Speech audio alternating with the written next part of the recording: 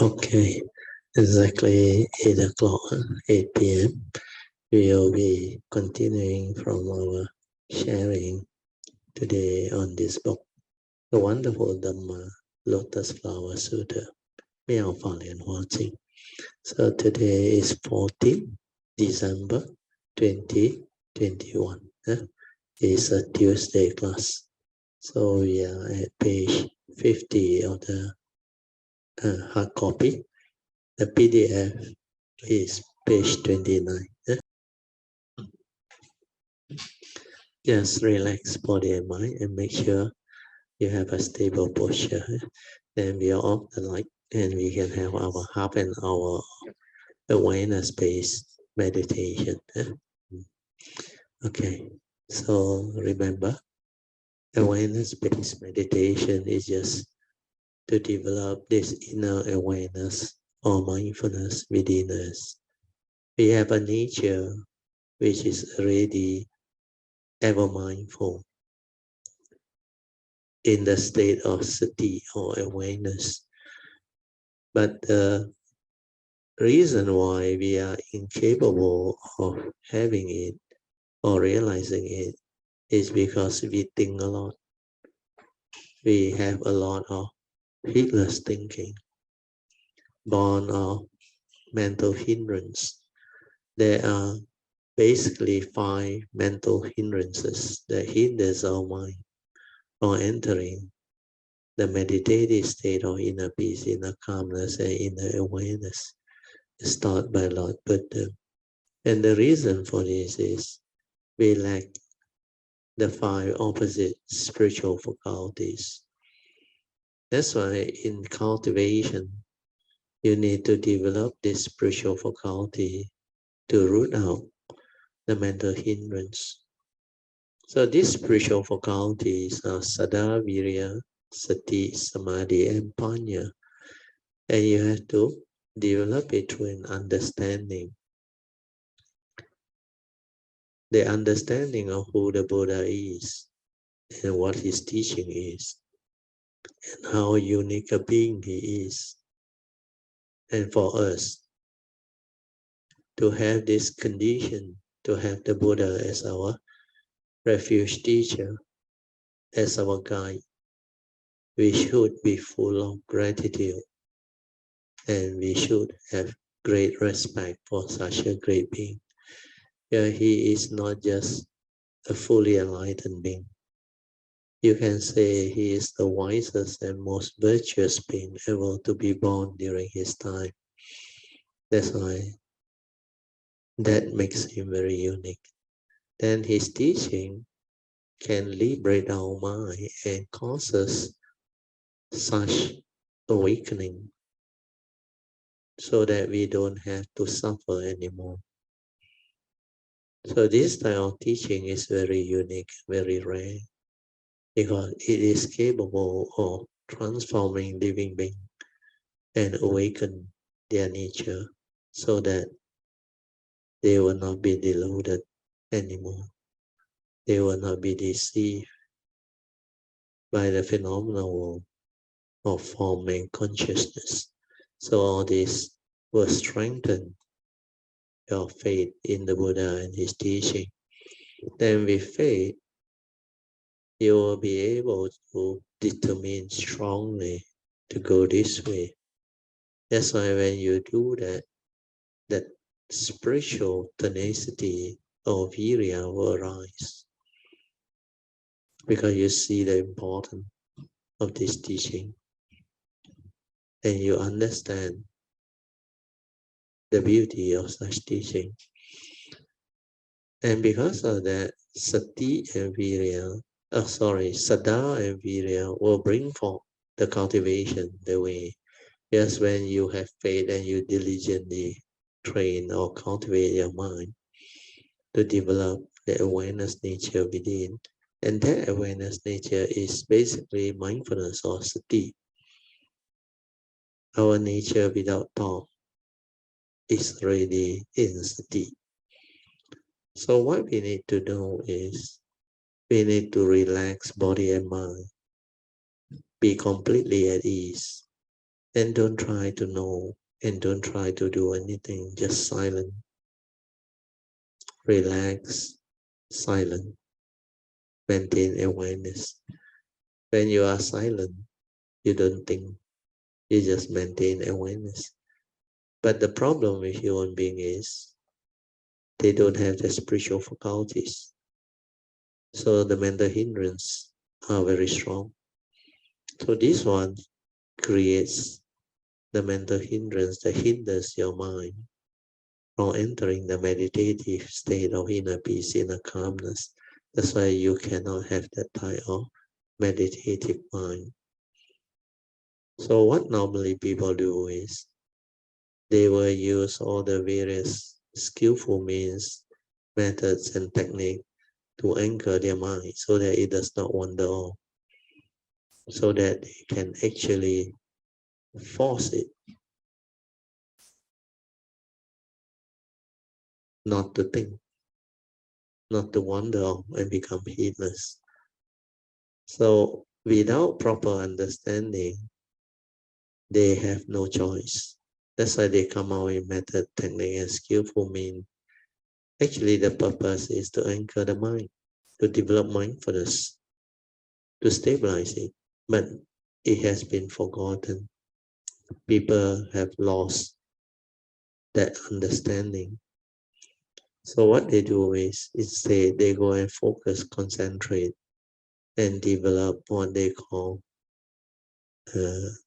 energy field to force the thought not to think, not to wander off, which means they fix it to the object of meditation by anchoring the mind to that object of meditation.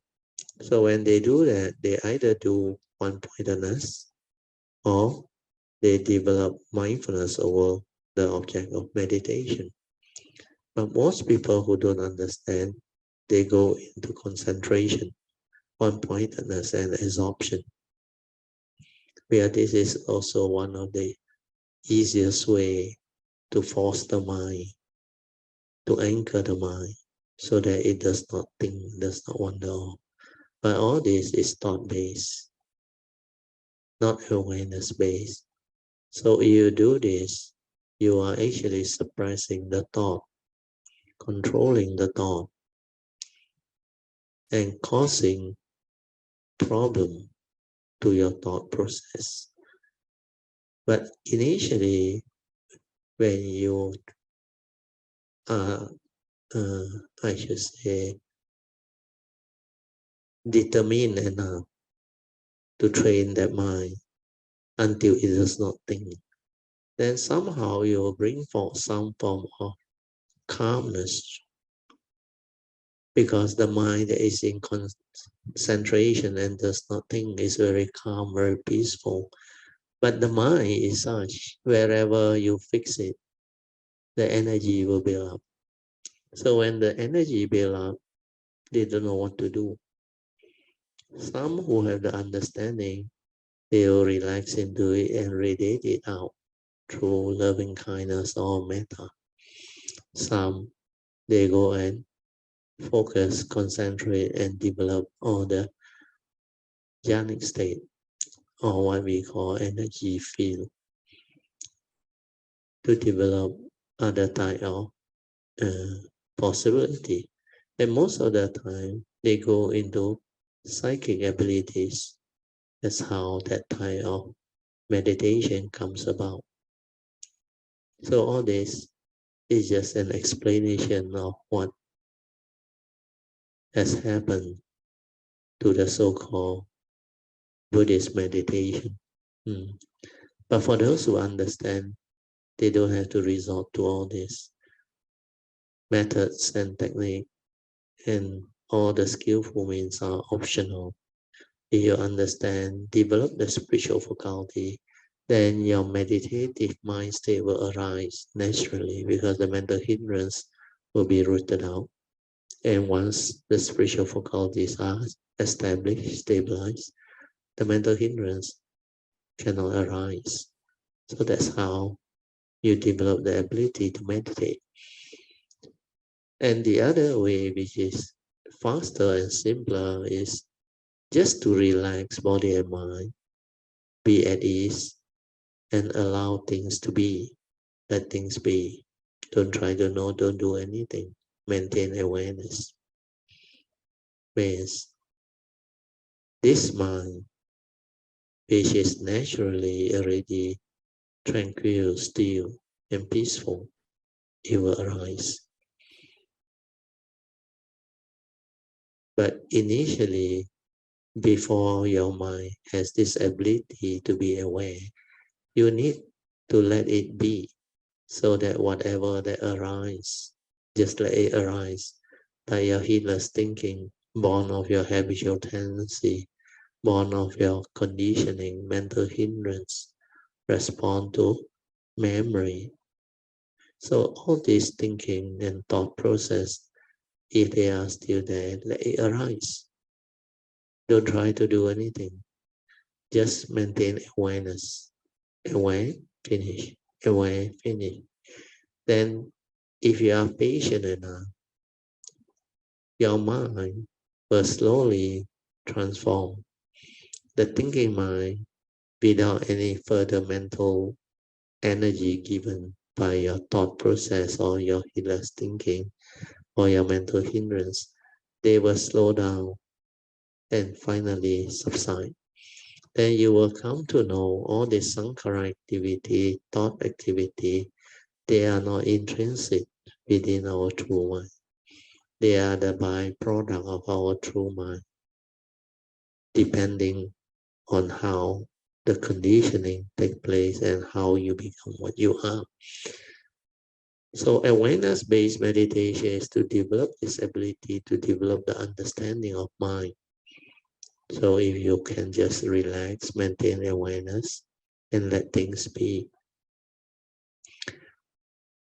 which means you just allow everything to be silent, and there is no more thinking. But initially, whatever balance of thought process, you don't do anything, it loses its energy to continue. It will slowly slow down and finally dissipate. Then like suddenly the mind becomes very quiet, very still. Like there is a shift in consciousness. There's no more sankhara activity, no more thought, no more emotion, no more chattering, no more verbalization with it. Everything is just quiet, still. Until you realize that silent within, that is your silent mind, your true mind, your meditative mind. So the purpose of this awareness-based meditation is to allow this to happen, so that you can relax, maintain awareness, and just observe until it happens. Then when it happens, you understand what that nature is. Then you also come to know that the thinking mind, the mundane mind, and that nature, they are very, very close to each other. And without the ability to train your mind to be just aware and completely silent without thought, thinking will arise. Sankhara will arise. You cannot stop it. You cannot be in that meditative state of sati or awareness without thought. So hopefully with this explanation, you can do it. So just relax, maintain awareness, silence everything, then allow the mind to settle down and allow your nature to manifest, so that you can develop the awareness of this true mind, silent mind within. Then you can use it to observe, to meditate, to insight in the phenomena. So basically, this is what you need to understand, and just do it. I will set the alarm now for 30 minutes. Then you can continue your meditation. Okay.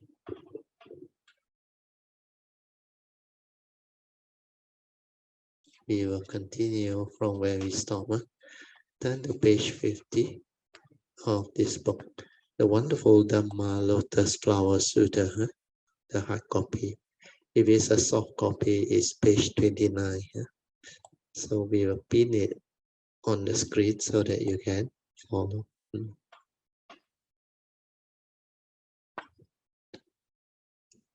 So we are on a new topic. A note on eating meat. Today, according to Master Hsuan, there was a guest who asked, can someone eat meat and still become enlightened? So this was the question. So this question, I think, is quite common for those of the Theravada tradition. So what is your understanding of all this? That's why we need to actually listen to all this. Then we will develop better understanding. But basically, for your information, during the time of the Buddha, he himself was not a vegetarian in its stricter sense, because he has to take whatever that is being offered while he's on Pindapata. And the Buddha never make it compulsory for the orders of the monks or his disciple to go strict vegetarian. So this question, when you have this understanding, you need not worry. There are reasons why people go vegetarian. And different time, when you have different understanding, you do different things. And a lot of people with good understanding, they have different reasons whether to go vegetarian or not to go vegetarian. It's up to the individual based on their understanding.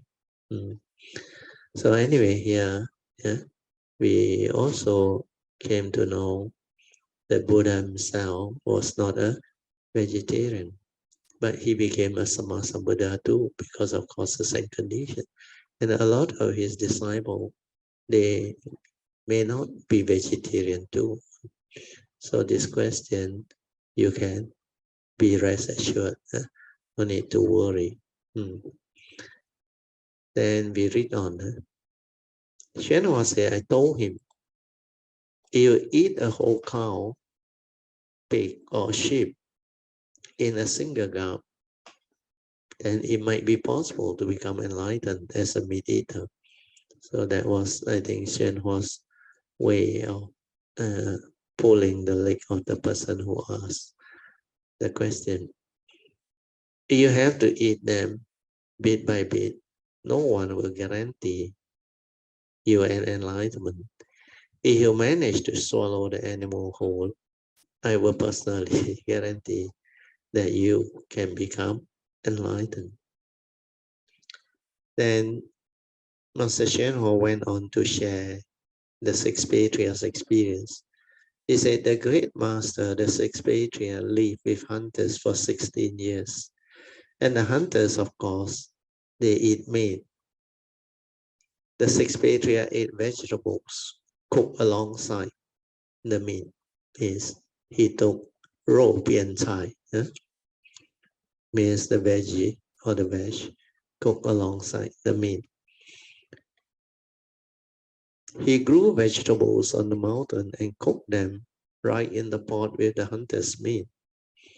When the stew was cooked, his vegetables were also ready.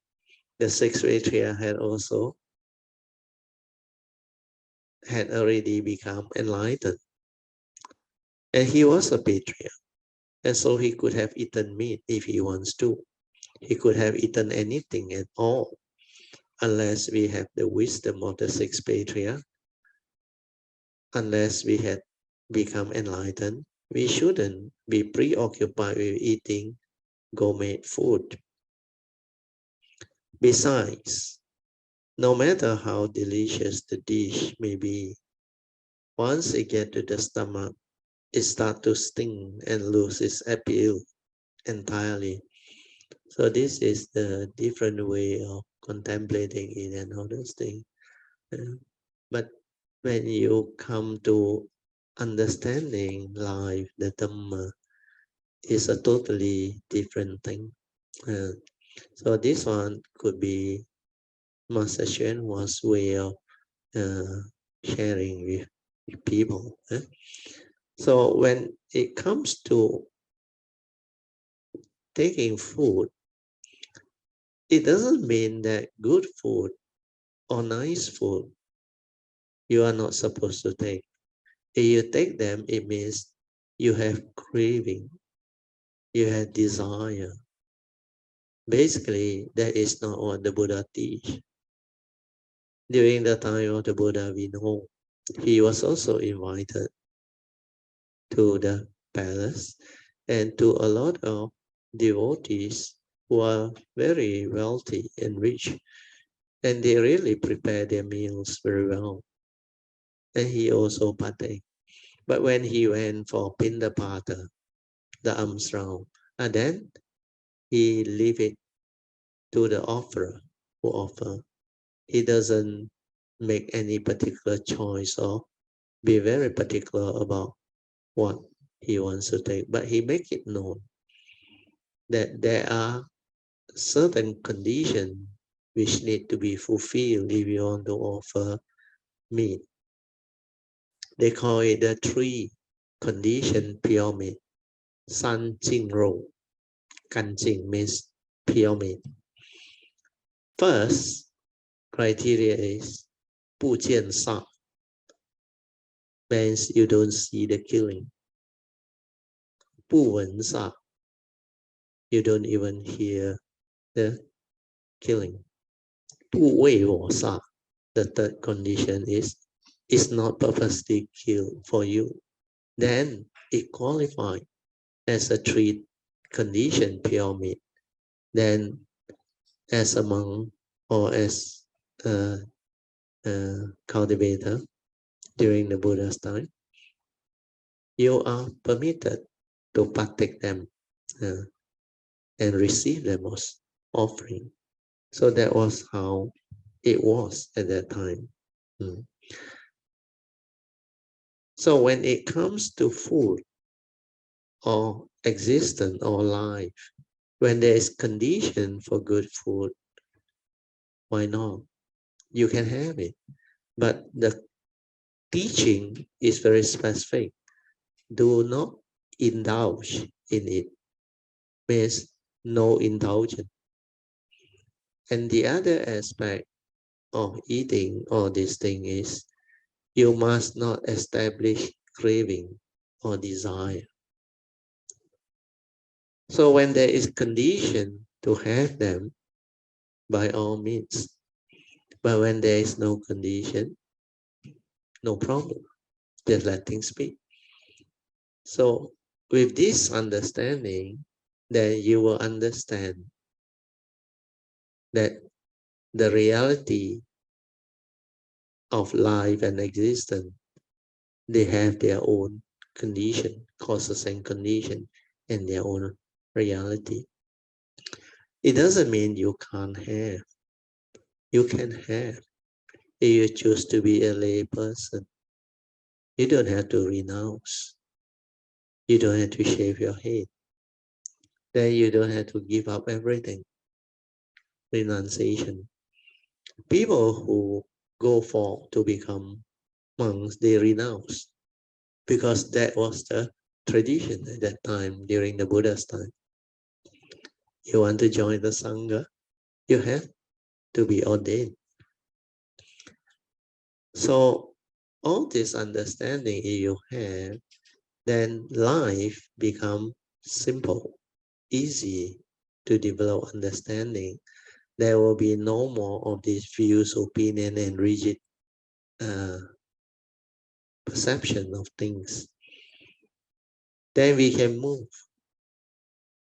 We can develop understanding to adjust and do all those appropriate things within life itself. Then we will not create unnecessary argument, misunderstanding, or maybe difference of opinion that may lead to like disagreement and all those things, which are not so appropriate or healthy within the spiritual community. Okay, with that I will read on. This has been a discussion of the wonder of the Buddha Dharma. That's why Master Hsuan also know. The cultivator within the Buddhist community, they have been discussing this topic for very long, even in the early 80s, I remember, and the late 90s. There were a lot of this argument or discussion about vegetarian or non-vegetarian and all those things. They even go to the extent of writing books to challenge each other. But for me, the more important thing is the cultivation. You have the cultivation, you will develop the understanding. You don't have the cultivation, you keep on arguing over all this, then it will not lead you anywhere. There are certain things that people have to understand. There are historical records from the Buddha's time. So these are established. Devadatta insists that the order of the monks must go strict vegetarian, but the Buddha say no. He say not necessary, because the Buddha must have his reason for this, so that it creates less controversy and misunderstanding. So luckily that was how it was. Then the other aspect that we have to know is, it's not what you eat that make you pure. It is what you eat that make you pure. Then you look at all the herbivorous animals, the cow, the horse, they all eat grass. They are non-meat eater, not like the tigers and all those things. But yet, they develop all the beef, all the meat that living being can consume. So it's not what you eat that make you pure. They eat grass and yet they develop all the protein and the meat. But this is nature. Nature has its causes and conditions. Then nature has its own food chain and all those things. That's why there is this evolution of civilization, of all this, what they call food chain. So when we have this understanding, then we do not rigidly entangle ourselves into unnecessary thinking process, which are not useful, not fruitful. Then of course, those who want to argue about the benefits of vegetarian, there is a lot too. But we have to be careful on one point, which I normally like to point out to people. When you put too much emphasis on certain aspect of consumption, especially those who believe that if you are vegetarian, you are more compassionate because you don't cause to kill. So outwardly can be logical, can be like very convincing and all those things. That if you are a meat eater, you cause to kill, you are less compassionate. But when it comes to cultivation, you have to understand cultivation is not externally at the form level. Cultivation is at the mind level. If you are not ready for such compassionate understanding, then you go and believe in this, then develop the conditioning, then you try to go vegetarian, believing that is more superior than those who are non-vegetarian. But if you don't have mindfulness to check your own mind, you can fall into a self-deceit, or you can actually become gullible too. Because without mindfulness, you cannot see your own greed, hatred, and delusion, your own craving. But with mindfulness, you can see that if you are a cultivator, if you have taken care of all those things, then even if you are not a vegetarian, but you have your precept well kept,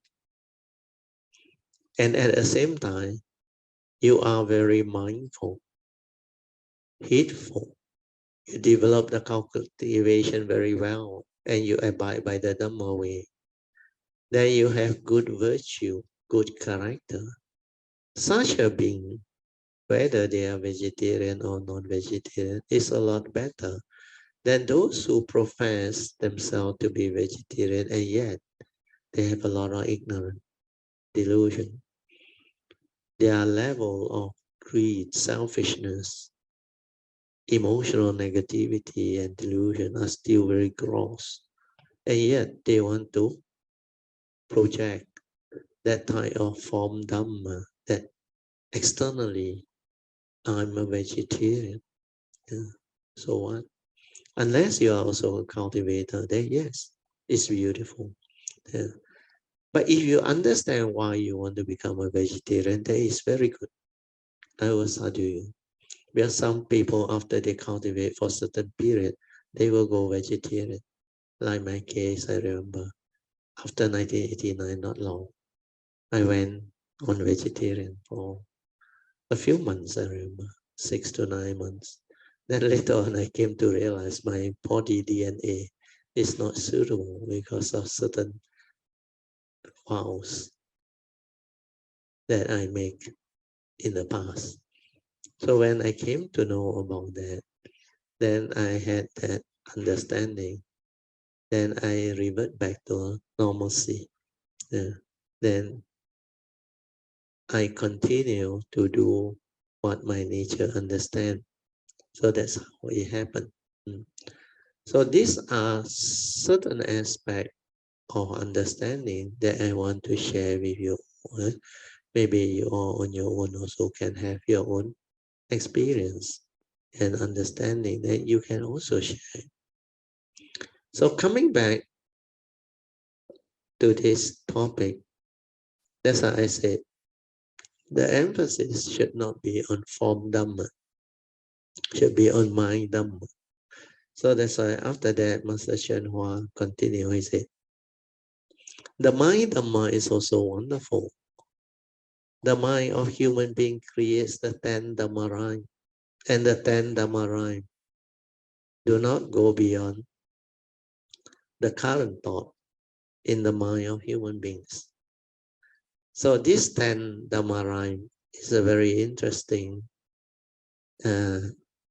concept in Mahayana. They call it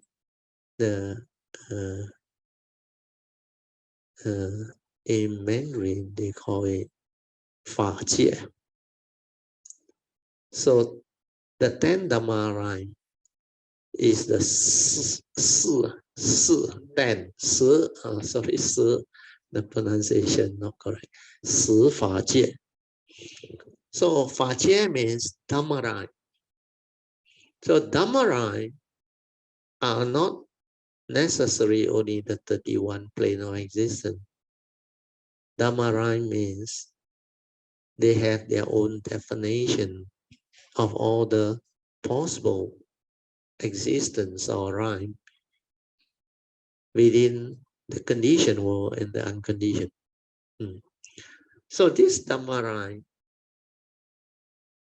for the Theravada tradition, they call it the 31 plane of existence, means existence within samsara. The Buddha subdivided them into 31 planes of existence. But in Mahayana, this 31 plane, they define it differently.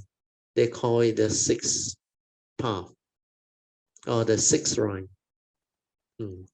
where you take rebirth and keep on coming back. Liu Tao Lun Hui means you take birth in one of these rhymes at any one time. And this is the sixth path where you evolve. Then you are still within samsara. Yeah. And the reason why they do that is because it's easier for them to sum all of the heavenly rhyme, to include the Deva rhyme, the Brahma rhyme, and the formless rhyme. So the formless rhyme, there are 4. Brahma rhyme 16, 20. Then you have the 6th Deva rhyme, so 26. They classify Tian Fa Jie, 1 rhyme, the heavenly rhyme. Then below, of course, is the same as the Theravada tradition. We have the human rhyme. Then we have the asuras, or demon rhyme. Then after that is the animal rhyme. Then we have the Peta. Then we have the hell rhyme.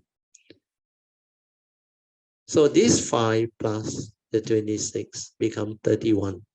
That's how the 31 planes come about. But when it comes to the 10 Dhamma rhyme, they got additional 4. These 4, they call it the rhyme of the enlightened beings. So after the 6th worldly rhyme, the 7th one is called the sound hearer. Sen Wen means the sainthood way. Then the 8th rhyme is the conditioned enlightened one. So the conditioned enlightened one, who awakened through the dwelling or the dwelling of conditioned existence, they are classified as Pacceka Buddha rhymes. Then there is the 9th rhyme. The 9th rhyme is a rhyme of the Bodhisattvas who has not become Buddhas yet, Sammasambuddha yet. So they are Bodhisattvas. The rhyme of the Bodhisattva, Pusa Fa Jie. Then finally you have the rhyme of the Buddha, Phó Fa Jie, means the 10th Dhamma rhyme, which is the rhyme of all the Sammasambuddha. So that's how it is defined. Then I read on, you will understand. Then Shenhua say, for example, an evil thought plants the cause for falling into hell. Another evil thought plants the cause for entering the rhyme of hungry ghosts. Yet another evil thought of hatred can plant the causes for becoming an asuras. Then the thought of delusion can plant the causes for turning into an animal. A good thought can cause one to be reborn in the path of a human being. A thought to keep the 5 precepts and cultivate the 10 good deeds creates the causes for beings to be born in the heavens. If you bring forth the resolve to cultivate the Dhamma, the 4 holy truths, means the 4 noble truths, suffering, cause of arising of suffering, cessation, and the path that leads to the cessation. You plant the causes for becoming a sound hearer, or the conditioned enlightened one, the 12 conditioned causes. Then you plant the causes for becoming a conditioned enlightened one. If you resolve to cultivate the 6 perfection and 10,000 conducts,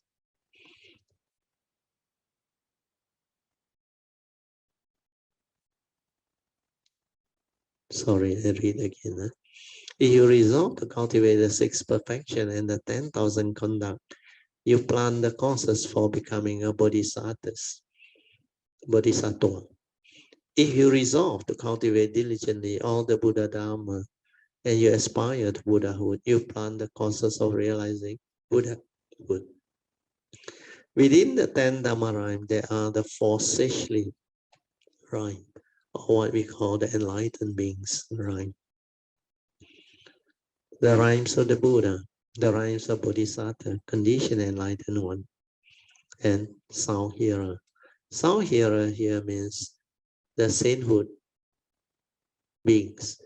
You can be either the first stage of sainthood, second stage of sainthood, third stage of sainthood, or an arahant, the 4th stage of sainthood.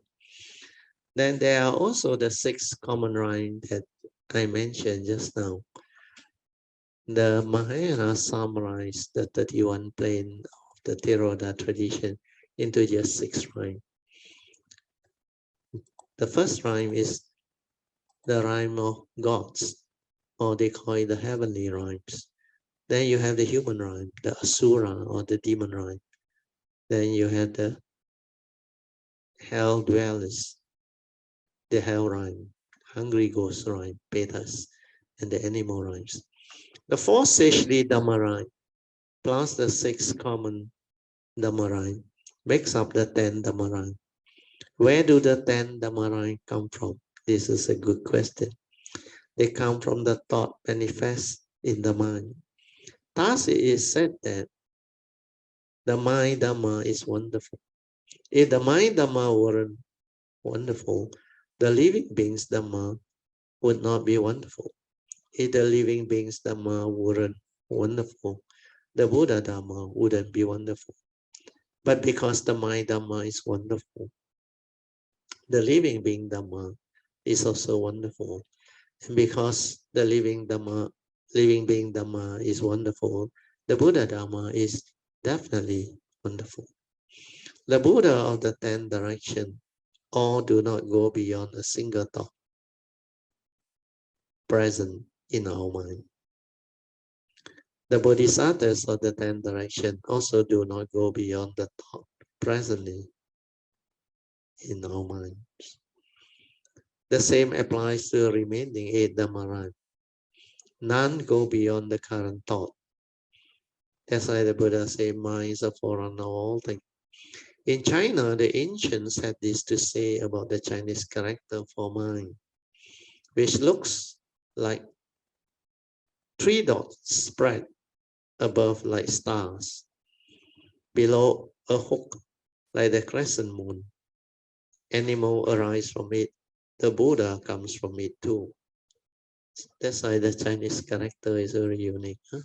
They are very well planned, developed through understanding. So under the soft copy, you can see the word there, huh? Sing, the 3 dots, then there's a hook down there. The Chinese character for mind also means heart, sing, or the thought, mundane mind. The 3 dots on top look like stars in the sky. The hook underneath them looks like the crescent moon. Animals wearing fur coat and cap with horns arise from the mind. However, although animals are created from a thought within the mind, Buddha are also made from mind. It's not a matter of trading one for another. It's just a matter of a single thought from the mind. The Avatamsaka Sutta says, if a person wants to understand the Buddha rhyme of the 3 periods of time, he should contemplate the nature of the Dhamma rhyme. For everything is made only from the mind. So, mind Dhamma is very important. From there, you can develop understanding. That's why you choose take care mind. But the ultimate enlightenment, awakening, you have to go beyond mind. Because to be enlightened, to be awakened, you will cease all ignorance and delusion, so that there is no more birth and death, no more what they call the conditioned entity. So you have to realize the unconditioned. That's why the unconditioned goes beyond the present moment, the thought process. So even though within the existential world, the conditioned arising world, our mind is very powerful. Mind is a forerunner of all things, but these are mundane entity, mundane mind.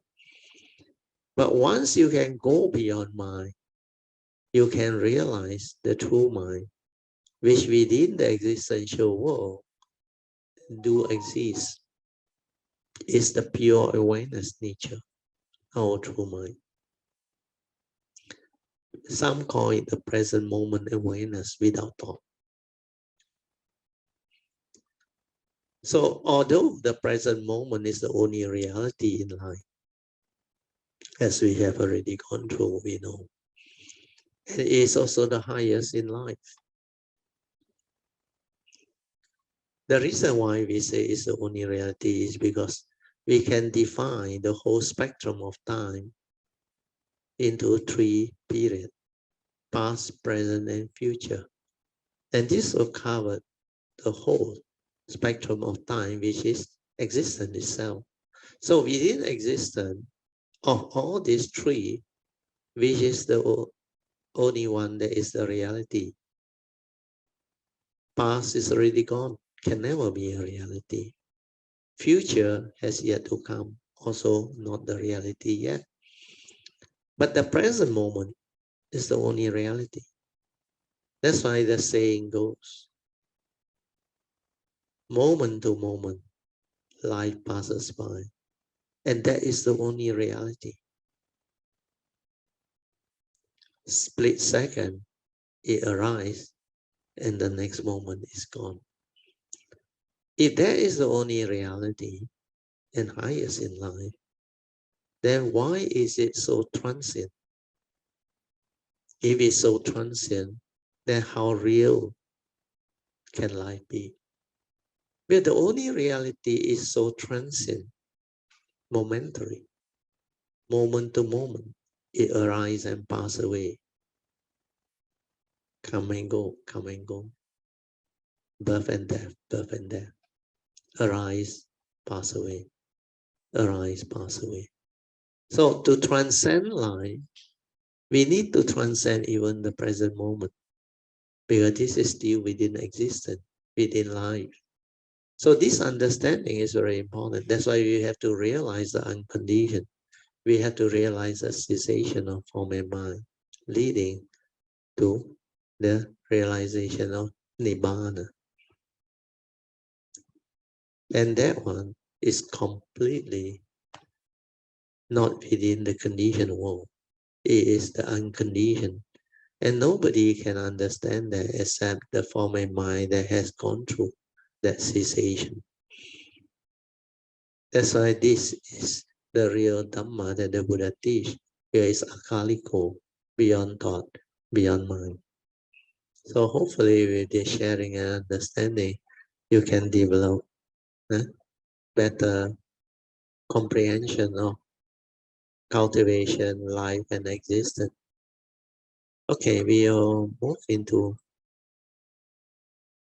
the next paragraph and see what Master Shano had to share. If you wish to understand the Buddha of the past, present, and future, you should take a look at the nature of the Dhamma. So this one he has mentioned. This kind of wonderful Dhamma, this inconceivable state, is simply too wonderful. Everything is made from the mind. For example, the thought arose in your mind.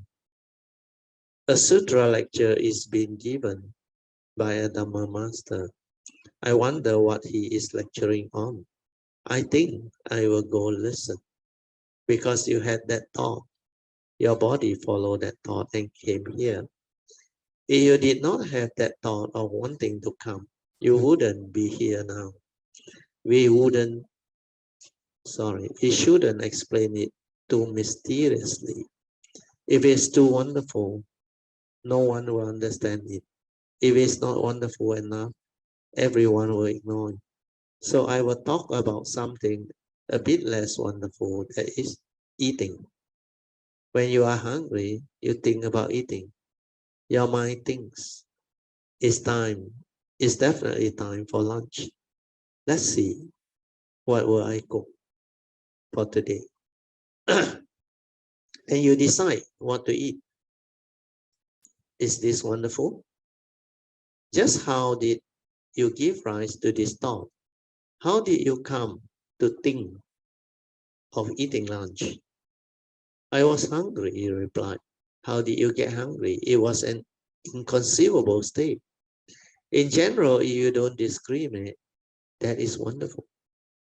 When you have arrived at a state where you neither discriminate nor deliberate them. See, deliberate means doing all the analysis and the reasoning. Then when you discriminate, means you create duality through the mundane mind. Then Hsuan has a poem. Inwardly, there is a body and mind. Outwardly, there is no world. One is then released from the senses and their object. So this one is beautiful. You can understand, it's very profound. So inwardly, there is no form and mind. Outwardly, there is no world. Yes, you have gone beyond. You realize that these are all not a reality, condition arising, entity. And with that understanding, one is then released from the senses and their object. Means whatever happened, they are dependent, originating, basing on nature's condition. The sixth sense faculty of eye, ear, nose, tongue, body, and mind no longer exists, and the sixth sense object, form, sound, smell, taste, object of touch, and Dhamma have perished. The attainment of this state is truly wonderful Dhamma. Not having attained this state does not exclude one from the wonderful Dhamma. However, because every action, every movement, and every word we say is all wonderful Dhamma. Explained profoundly, it is wonderful Dhamma. Explained superficially, it is wonderful Dhamma. Every single Dhamma is wonderful Dhamma. It's all a matter of whether or not you understand it. If you understand, all Dhammas are wonderful Dhamma. If you don't understand, you could still call it wonderful Dhamma, but it's only the cause aspect of it you are seeing. This has been a discussion of the wonderful Dhamma, but there is really no way to finish explaining it. If you could explain it completely, it would no longer be wonderful Dhamma. If I want to continue, I could talk about the wonderful Dhamma for several years. I will not relate a story. I will now relate a story to describe the wonderful Dhamma so that you may gain some understanding. Okay, we stop here. So we'll continue with our second session. Second session is meditation reporting, followed by whatever question you may have. Or we can also discuss whatever Dhamma topic that you want to discuss. It can be from today's sharing or any Dhamma that you have come across and you want to share your Dhamma in daily life. That would be good too. So, okay, we will open up for meditation reporting and Q&A. Anybody?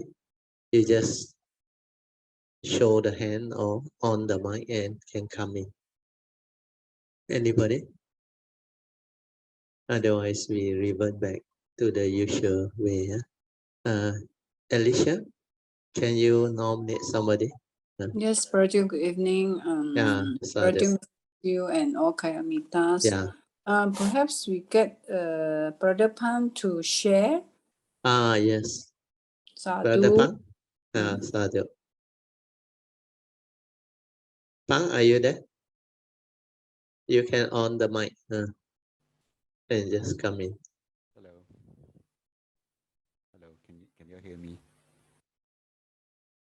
I think it's very soft because I think my mic got. You did. Yes. But we can't hear you. Is the volume on? I think you have to on the volume, Brother Pang. The volume is on. Yes. But I think my this is the first time I'm using this mic, so it may be a bit soft. Yeah, a bit soft. Yes. Yeah. Yeah. You can go nearer to the mic. Maybe it will have better sound. Okay, is this better? Still no good. Maybe somebody else can proceed rather than holding up. Oh, okay. So, do you want to try, Pang? Yeah, because the audio is not so good. So the sound system may not be so good. Okay, yeah. we will get Alicia to nominate another one. Yeah, sorry Alicia, about that. can you nominate somebody else? Perhaps we get Sister Pamasuri to share. Thank you. Yeah. Mute that one. Yeah, Pamasuri.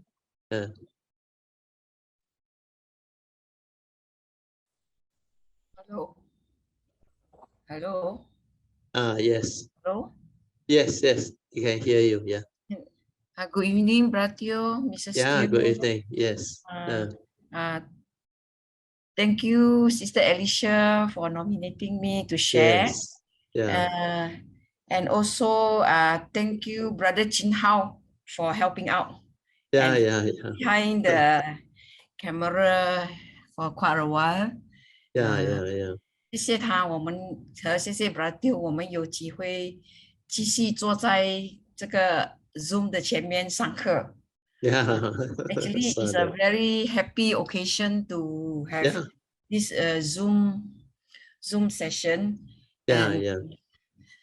Actually, I have the feel that, when I'm sitting in front of the Zoom session when I'm listening to Brother Teo's Dharma, it's like 我们上次再去那个灵鹫山在印度在听佛陀说法这样的感觉，对，很法喜。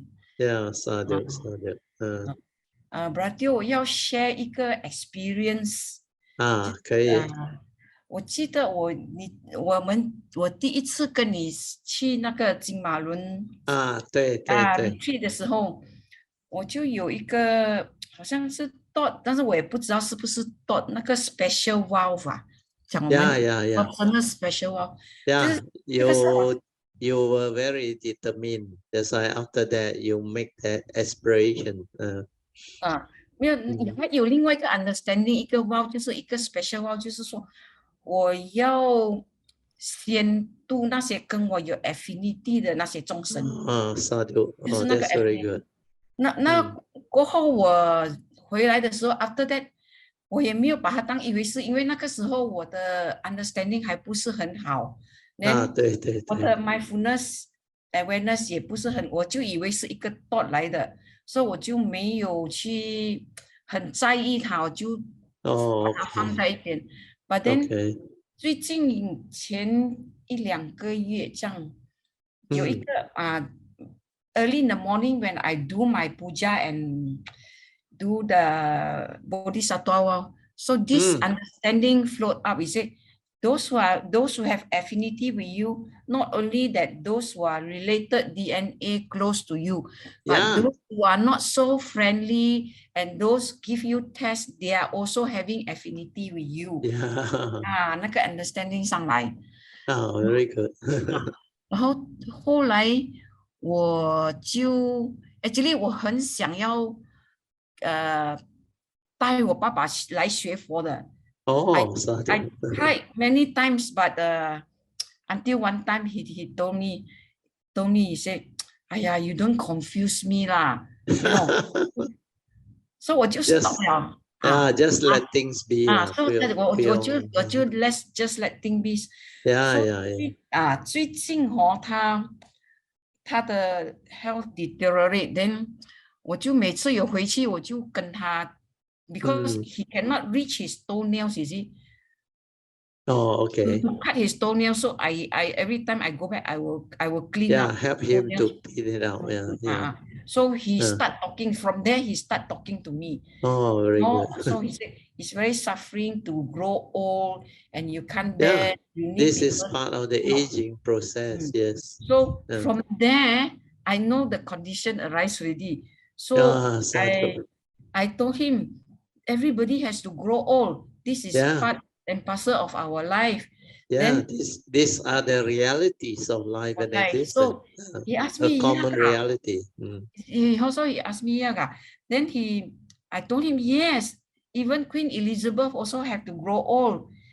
King Philip, he follow all these stories. King Philip also have to pass away. Xi Jinping also have to grow old. He said, he sort like understand, you know. So 他好像比较能够接受这个 old age 啊。没有这样 grumpy 所以后来又有一个早上，我有时候我5点多4点多就醒来了的，然后我就 lie down meditate。那一个早上我醒来的时候，我没有真正的，我不知道是 meditate 还是什么。Then 我妈妈 my mother passed away 10 years already. He knelt down in front of Brother Theo and crying and crying and crying. I never dreamt of her before. So she was crying and kneeling down in front of Brother Theo, folding her palms. So I don't understand what is it. So when I came down to my altar and do my the bodhisattva and this understanding, said this is affinity. 这个就是 affinity. So 我只是 share 这样子的一个 experience， 我也不知道跟我的 contribution 我会 explain deeper for you to understand, because I remember the first time you went for the retreat. After the retreat, you were full of joy. Then on the bus, on the way down, you make certain very strong determination and affirmation.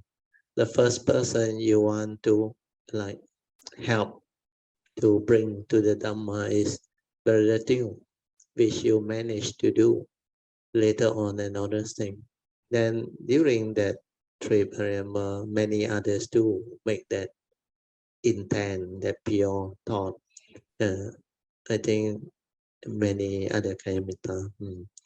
Then for your case, later on, you even told me, he said, but actually, I have been looking for somebody who can guide me and teach me for very, very long. Remember, you mentioned that. Yes. Then you can't find. Then suddenly, when you came to know me, and after that first retreat, you came to know that Dhamma is so different, so beautiful. And inside, you know, this is the person that you want to meet up with. So that itself is not a thought. That itself is from your nature deep inside, because that nature is searching. But the problem is, after it searched, it discovered at that time, the aspiration, the intent was very strong.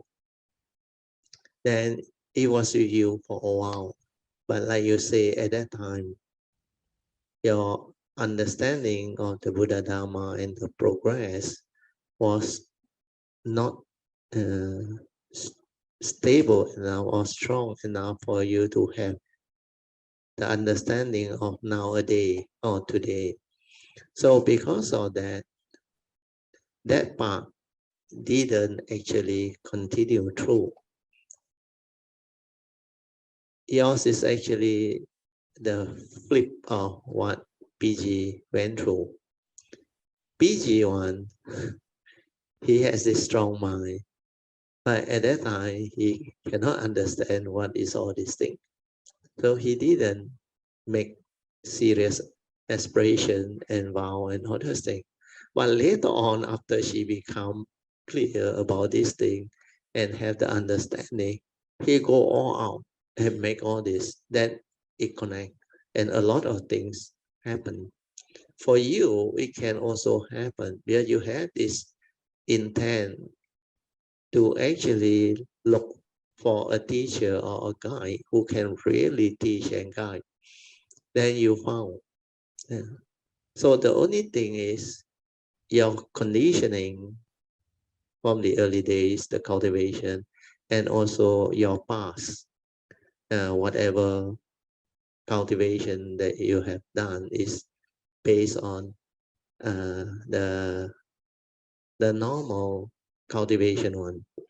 That's why you find it very difficult to penetrate the true Dhamma, the higher teachings. So that part you can overcome if you determine strongly and try to develop that clear understanding. Then just patiently develop the cultivation. Like I said, don't try to know. Just silence your mind, develop awareness, relax body and mind completely, stabilize that nature. Then take the bodhisattva away, develop the faith, saddha, virya, sati, and persevere. Then after that, you make it a point that this is what you have been looking for. And this is what you have really wanted to do. Like you say, you want to take across beings that have affinity with you. So you start to have glimpses of this understanding. Those who have affinity doesn't mean they are related to you only DNA-wise.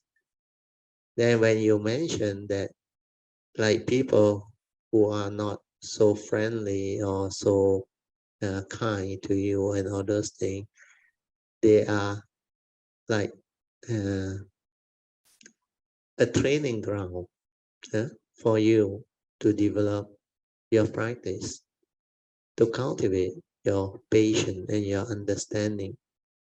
So all this is a follow-up. But it doesn't mean only people who give you problems. We have taken birth over the aeons and aeons and aeons of existence, segmented life.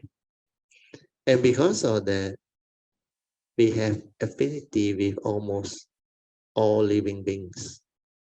Most of them, even the Buddha's time, it was also mentioned among the human beings, because of the number of existence we have gone through.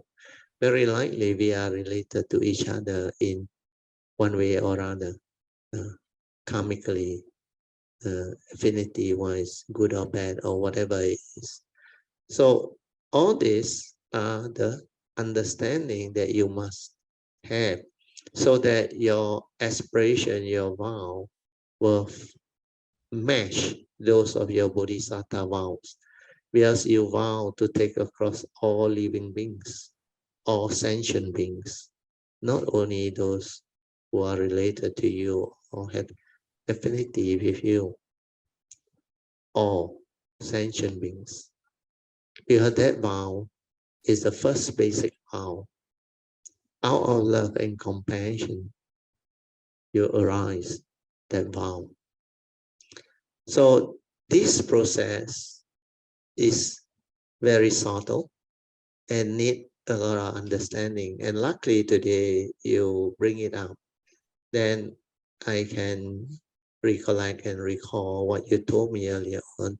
That's why I can share this with you, and my nature know this is what you need to develop the faith, to develop the urgency, the determination to go out.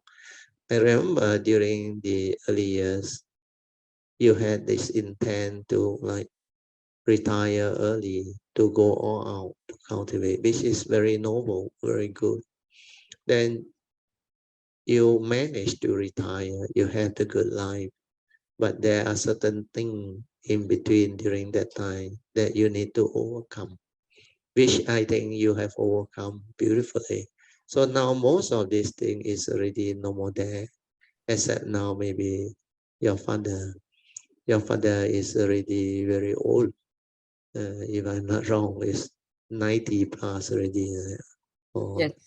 90. So 90 plus. So all these are conditions for you. Then you have to understand, like I used to tell some Kayamita, even recently to Alicia, a lot of these things about old age, sickness, and death, these are realities of life and existence. Even whatever it is, when it arises, it can be any living beings. Sometimes it can be our own siblings, sometimes it can be our own parents, and sometimes it can be somebody close to us. But when you come to terms with this reality, you will know these are reality of life and existence. We cannot be so gullible and deluded to think that, oh, because they are very close to us, related to us, we must do something. Of course, because of causes and condition and affinity, you can do something. But these are not the essential understanding of the Buddha Dharma. The essential understanding of the Buddha Dharma is these are realities of life and existence that every living being, if they live long enough, they have to experience and go through. And each and every one of them have their karmic condition and all those things. Then when they arise, unless there are causes and conditions, then you can do something. Or you can ask other cultivator to help do something. Like our Kayamita, but not to like to use it for like somebody whom you just know or what or related. No, there must be understanding behind all this, because when certain in certain cases, when that particular person over the period before this thing happened, they are not in the Dhamma, then suddenly something happened and you want to do something for them. If you have the understanding of the Buddha Dhamma, you know this is actually not possible, because everyone has their own condition behind. You reap what you sow. Life and existence has its own reality. So they have to follow the course of karma. They have to understand all this. Then unless there is condition, and because you are related, then you can do something, but not much, because all these things need understanding to develop the cultivation on the way.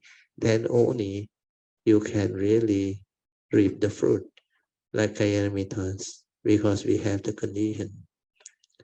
We have the affinity to be born as a human being, to be born during the Buddha Sasana, to have this understanding. And then your path is very clear. Your way is very clear. That's why a lot of Kayamita will have joy and all those things. Then you can do great things, because we take the Bodhisattva way. We take the Bodhisattva vow. We have the Dhamma understanding to go this way. So these are all the understanding and difference that we have to establish so that we are not gullible, deceived, and deluded. So for your case in particular, do not be like too worried about your father's case and all those things. You try your best, of course, if there is condition to convince him or to let him understand, well and good. But you must respect him as your father. He gave you life. He brought you to this world. He loved you in the same way you love him. But his way is different from you. They are the older generation. Their belief system are different. So you cannot create something that is conflicting. You can't. Even for me, I knew why I'm born into that family, why my parents are that, my father, my mother, and my brothers and sisters. I knew. But even though my nature has this understanding and all those things, but I can't do much because a lot depend on their condition, their ability to receive all this. But I plan the best for my parent. That's why this life I choose them to be my parent because of the past, specific causes and conditions that lead to this. In the past, they don't know who I am, but they have this kindness, goodness. They actually develop a very strong affinity with my nature without knowing it.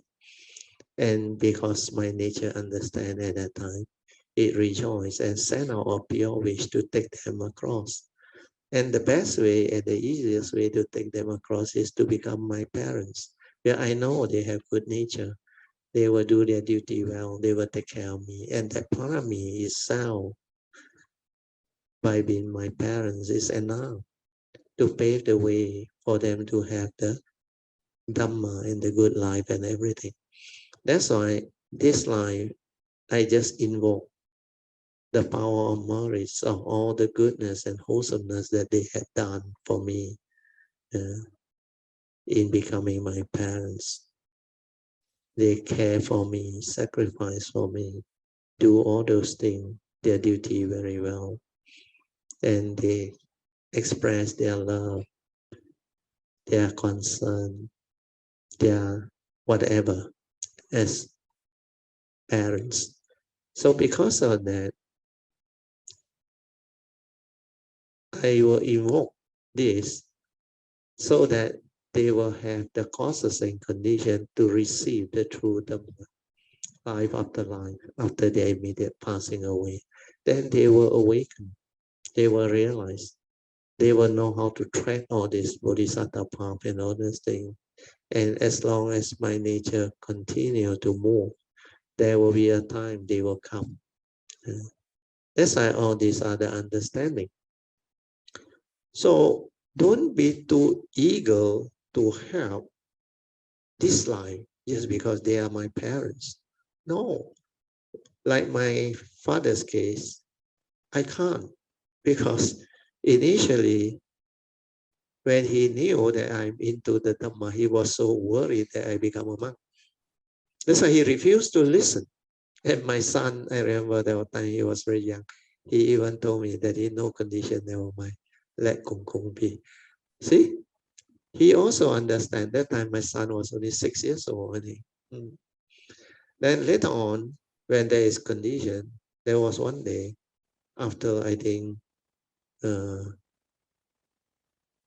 30 years later, when my father was already at the age of 60 plus or 70, I think.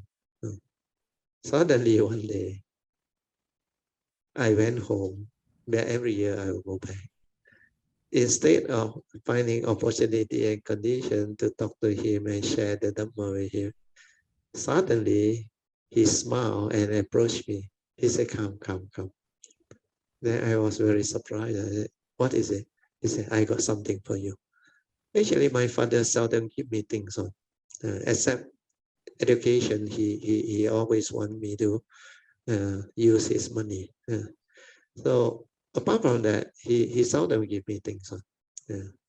So he suddenly gave me a calendar, very big one, a very nice one, which he had kept. I think he has received it from the supplier of the medical things, medical supply that he bought from them. Every year they have this calendar, but this one is very nice. When I received it, I thought maybe it's a normal calendar. But the moment I opened it up, I was full of joy. There is a big Buddha, very radiant, on the entire calendar page. Then I knew that is the time I can talk to him.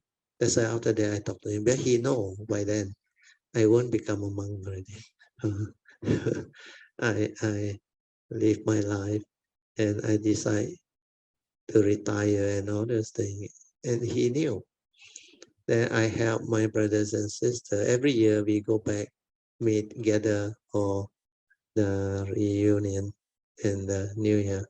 We will discuss who are the brothers and sisters that need help or need assistance. So all this is what we do. That's why don't be too eager to like help and all. Wait for causes and conditions, and things will manifest. There are other ways to bring about all these things. Therefore, my mother's case is easier because my mother cared for me, loved me, and liked me because among all the siblings, I did very well in life. I'm also one of the one who did very well academically, career-wise. Then I understand a lot of things. I help my family to actually understand and resolve a lot of their problems and situations. So because of that, my mom actually likes me and loves me. And he like to come down and stay with me. That's why he helped me to look after my 2 children. I think for easily more than 8 or 10 years, which was very beautiful. Well, those are the period I need her. Since my daughter was born until my son 2 years later, that age we need our parents to help look after. And she came now and did that. And my nature rejoiced. Then I took her to Brickfield Temple. Then she don't know any dialect or he only know Hakka. But he is very good at interacting with people. Then he didn't have any education. He don't even know how to write 0 to 9 when he came over to Malaysia. And I remember he learned how to write 0 to 9 after he wanted to buy that time only 2 digits, not 3 digits. Then later only 4 digits. And so I saw her go through life in a very beautiful way. Then she really determined. At first, her own name also she didn't know how to write. She determined. Then the 0 to 9. Then I tell myself, with her background, cannot teach her Dhamma because she will not understand. Then she believed in all the Chinese traditional. He will set up the altar. He will put all the what they call La Tok Tong, Teju Kong. Then of course she like Kuan Yin. Then Topek Kong, all this. Then he likes to go and see the medium and all that. That is her life. That is the way she is. So I respect her. Although she many times asked me to like take the joystick and go and pay respect. But I can't because when he went to the medium and the temple, which is not a proper temple, it's more like a Chinese temple. It's nothing to do with the Dhamma. It's more like dainties and all those things. I can't, but out of respect for her, I take the joystick, I count 1 to 10, then I put it down. But when she took me to Kuan Yin Miao, that was the time I was full of joy. And I naturally know how to pay respect and make offering. So, and the four great beings I remember, Sakyamuni Buddha, then the four great Bodhisattva, Puxian Wensu, Dizawang Pusa, and also this Kuan Yin Bodhisattvas. So this few, very naturally, I will kneel down. I will pay respect. And my mind very, very strong. So that was how it was. Then later on, after I brought her to the brickfield, all the chanting was in Pali.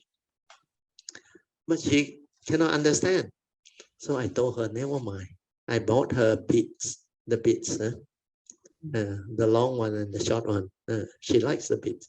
I said, because she got very close affinity, Kuan Yin. I just tell her, you just chant Kuan Yin in whatever manner, in Hakka or whatever. Wow, she very, very sincere. She did. That's why she has a good life. Later on, she lived until almost 90 years old. And she had a very good life. She doesn't really suffer.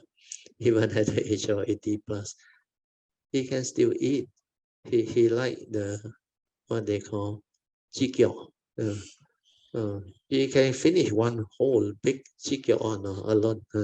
That's why our family, when we go for New Year, we sometimes have to order two. I will ask my mother, can you really take? I order one more? He said, yeah, can. So there were quite a number of occasions where we order double because the rest of us also to eat. So you can see the joy in her when eating and all those things. I said, this is your blessing.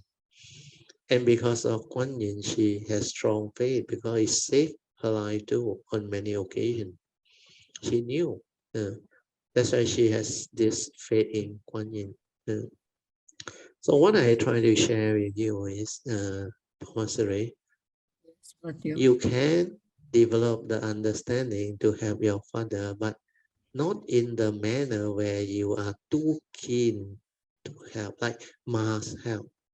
Forget about it, because the better way is through an understanding and observe him. See what he can accept and what he cannot accept. There are things that he may not like wants to be like wants you to like tell him not to believe all those things and believe something. Cannot.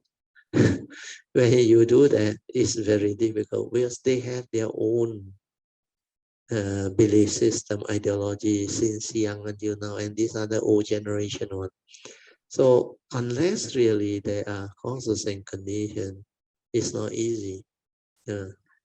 Even for my father, I didn't push it to like explain to him. No, I just rejoice. I say thank you so much. Then I say, do you know who the Buddha is? That's how I slowly start. But as I explained, I know he he don't have the what they call understanding to develop the faith and all those things.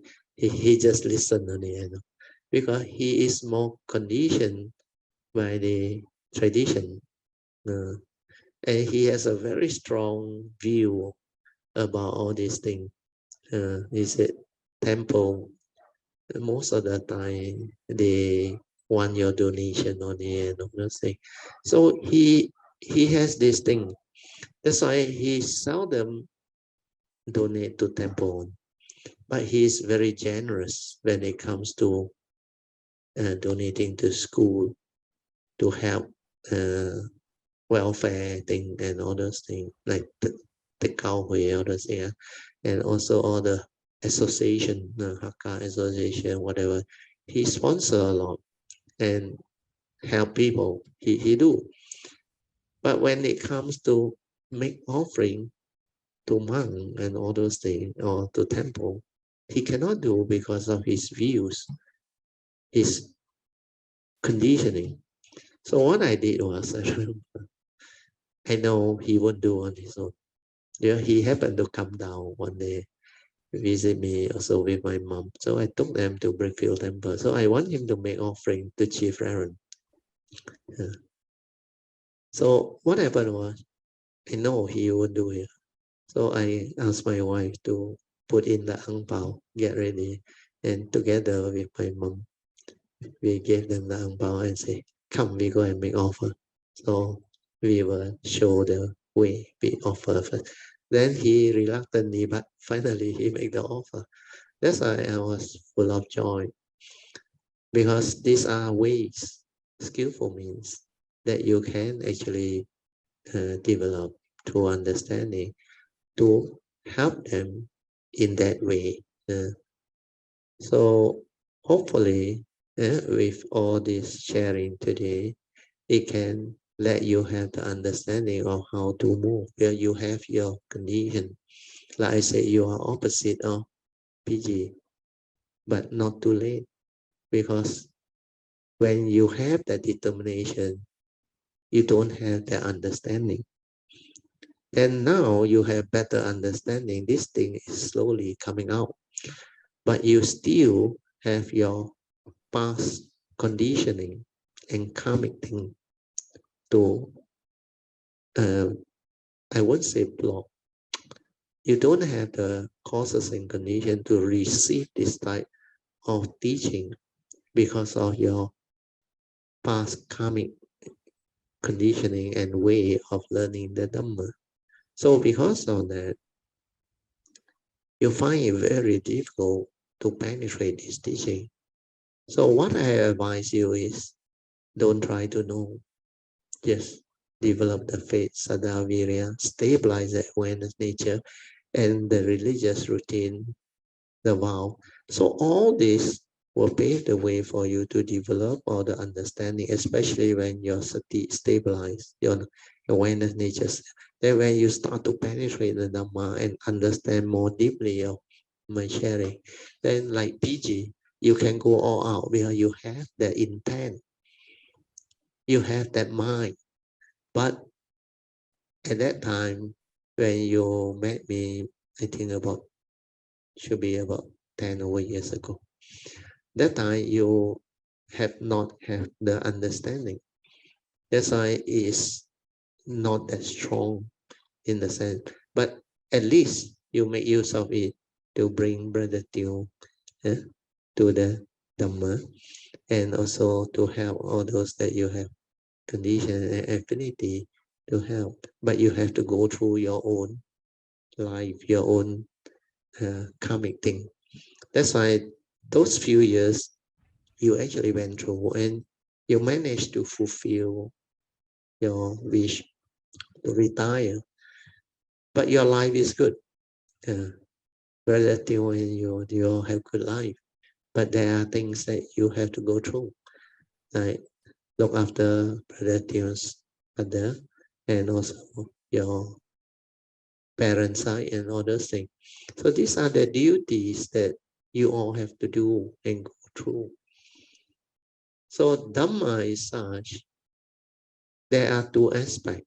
One is a cultivation to develop the wisdom of the unconditioned so that you are not entangled. The other one is to do your duty as a living being, to fulfill whatever duty that you have to fulfill. Then you have your children, of course, and they are beautiful children. So your life is actually beautiful, except for some of these things that you have to go through. Then from now onward, you look at the whole picture later on when you understand. Then you determine how you want your life to be. Then you put it into the Bodhisattva vow. You make miscellaneous aspiration. Then you follow the yellow card. Life after life you come, you must have this. And then your Bodhi mind, that nature will become different again. Then in future when you come, you can make aspiration for this ability to have penetrative understanding. You invoke power of Morris. Then in future when you come, you can understand and receive all this teaching very fast, because this life you can plant the causes and conditions, the very strong determination to plant the Bodhi mind until it is very stable, until it can nurture on its own from now onward. So all these are the important understanding that you should develop. Then if possible, write them down so that you can be very clear about what are the things you need to do. Then you become very different. Okay, Pamasri? Yes, thank you, Brother Sadhu. Sadhu. Thank you, Brother. Anything else?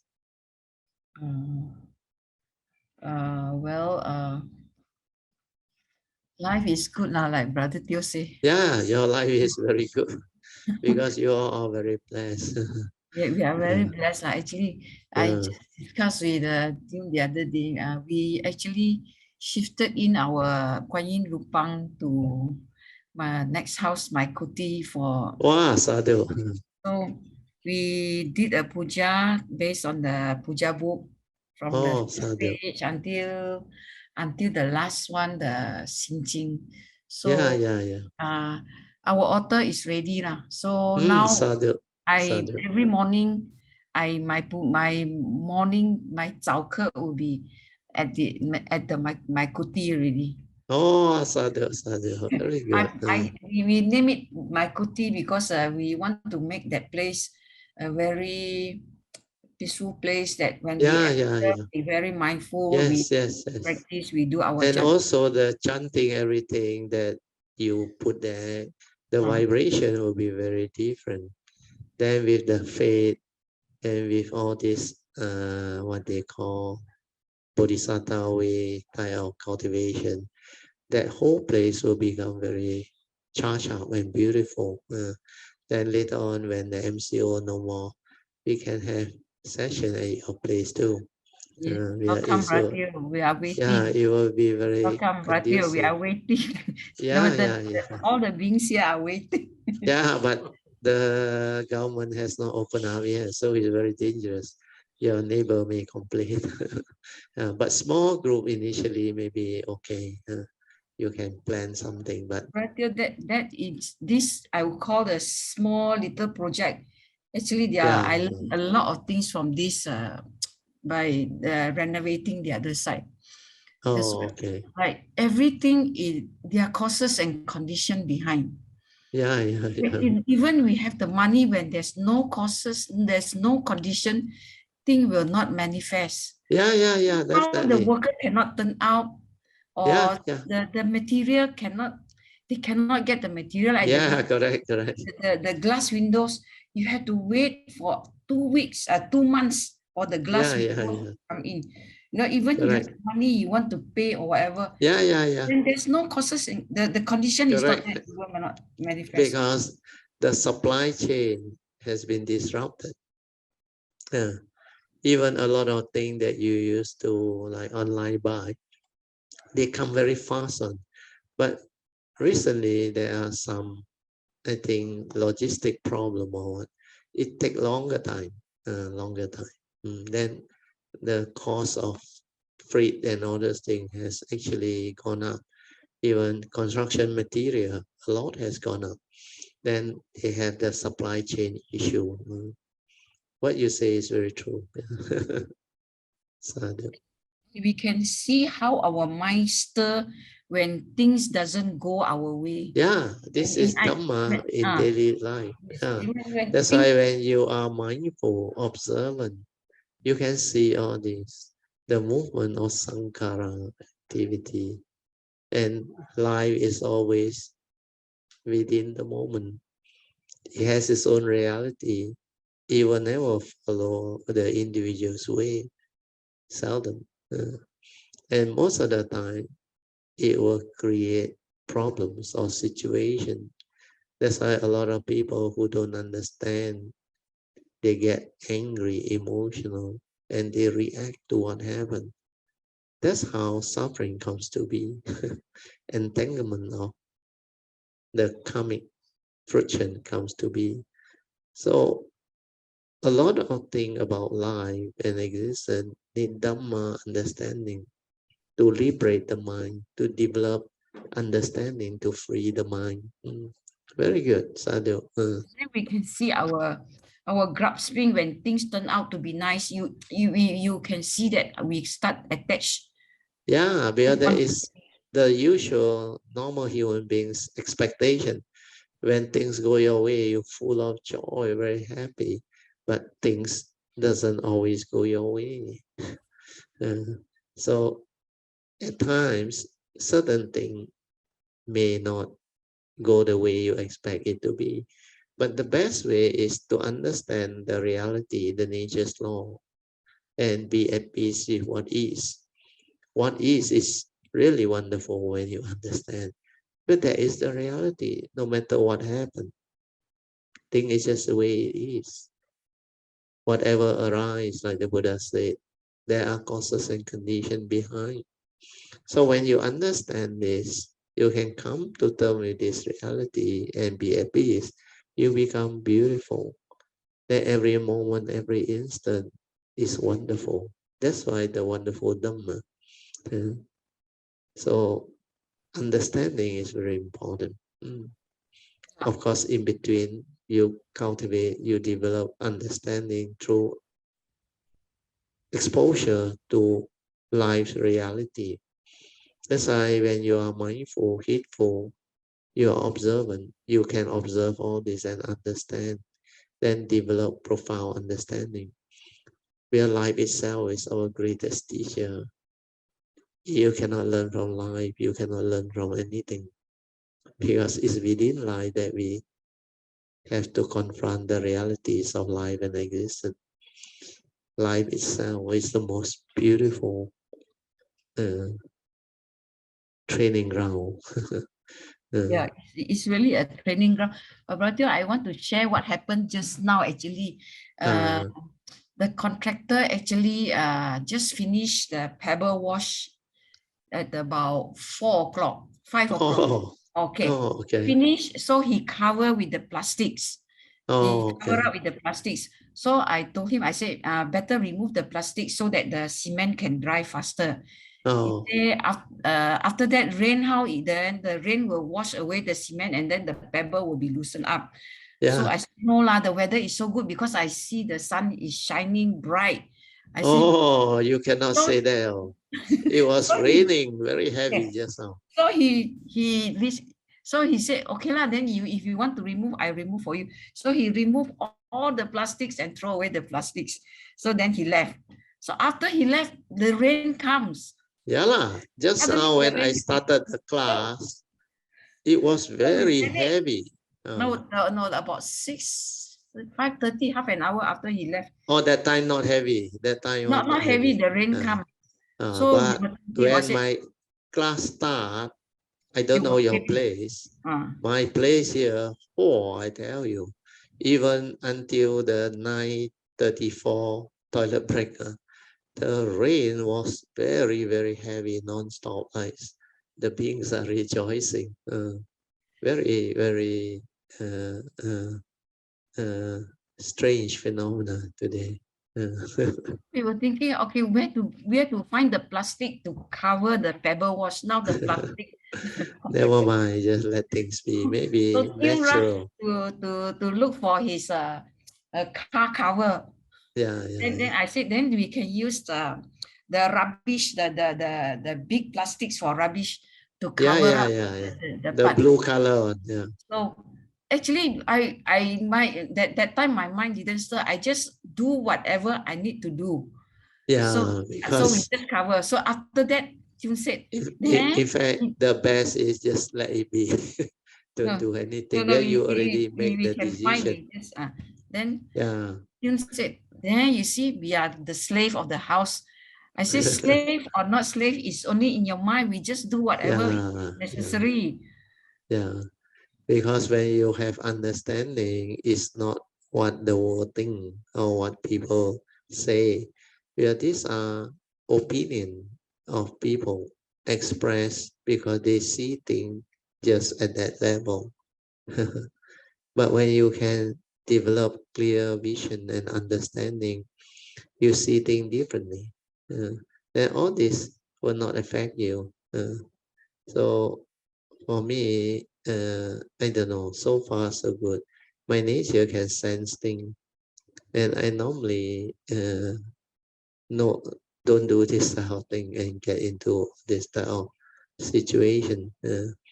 For me, I can sense on her. Then things will just be the way it is. Then when it's supposed to rain or what, my nature will know. And when it comes, it's very amazing phenomenon. Because the Dhamma is moving, is a living Dhamma. Things are just the way it is. Meant to be will be. So everything that happen or arise, as you develop clearer and more stable understanding, you will understand better and you will make better decisions and you will look at things differently. So a lot of all this, you cannot just see the moment. Like you say, wow, the sun is so hot, so sunny, nothing will happen. Sometimes it's not what you think. Like yesterday, I remember I was about to go out for lunch with my wife. Then when I was about to go out, I sensed something. I asked my wife, I said, I think we better bring umbrellas. Looks like the rain is there. Then he said, okay, push the cloth hanger all in. Then we went for lunch. We went for lunch. It was actually certain area got dark cloud on it, but it was like a normal day, like it wouldn't rain. But I sense it. Then really after the lunch, I come back. Afternoon rain, very heavy, very heavy. Evening also rain. So a lot of things we have to develop our understanding. Then even like our Cameron Highland, you remember the retreat, the 9-day retreat. On 2 occasions already. Before we went out, wow, it was raining like anything. But the moment we went out, for 8 days, clear sky until the closing ceremony on the 8th day, then suddenly the heavy downpour came. Then the next day, the 9th day when we were about to go back, sunny again, good day. So a lot of things is meant to be will be. So don't worry, sorry, just let things be, because whatever decision you already make, that is what it is. So let it be. Like I say, if I were you, if I make that wrong decision, I would just let it be. Sometimes it's meant to be, it will be. Maybe it will create its own pattern for you, the pebble surface. So nature has its own marvel. Okay. Anything else, Pamasari? No more, brother. Thank you, No brother. more. Sadhu. Okay. Let us rejoice.